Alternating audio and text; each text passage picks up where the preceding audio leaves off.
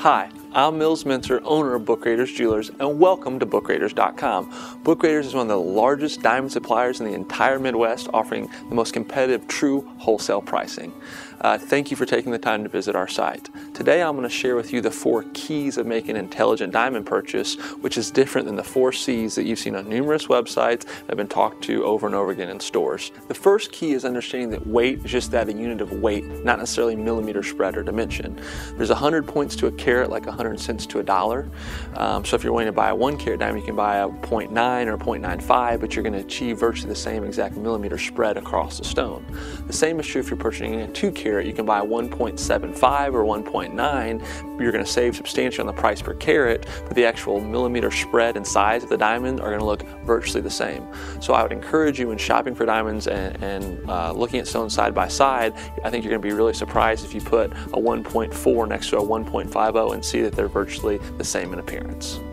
The second key is understanding that regarding color and clarity, that for the most part these are rarity jumps, not beauty jumps. As long as you have a diamond that's a J in color or above, it's how white is white paint. You know, the difference between an I color and a G color is undistinguishable to the naked eye once the diamond's been set in a ring. And so since a G or an F is substantially more costly than an I or J color, many clients opt to get an I or a J to get a bigger, beautiful white diamond in their budget.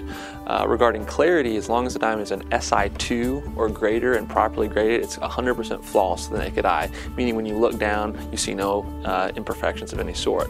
Well, on a carat stone or a carat and a half, the difference in price between an SI2 and a VVS2 is very great, but the aesthetic difference is very minimal. So in any budget, as long as the diamond is white and eye clean, most women are going to tend to want the largest diamond in that price range. So as long as it's a J or above in color and an SI2 or above in clarity, it's going to be a white, beautiful, eye clean stone, providing it's cut well. The third key to understand is there's a minimum and maximum criteria for each grade. Just like in school you can have a 90% A or 100% A, the same is true with diamonds. So for example, if you're looking at a diamond that's an SI2 in clarity, it could be much closer to an I1, or it could be much closer to an SI1. So this is a significant difference. That's why you can never buy a diamond sight unseen. You need to focus on seeing them in person and really comparing them to find the best value for you. The fourth and final key to a smart diamond buy is understanding that diamonds are not commodities like silver and gold. It's very easy to get a false sense of security after doing lots of research that you can buy a diamond sight unseen by looking at a certificate, for example. I've been doing this my entire life, and I would never buy a diamond sight unseen.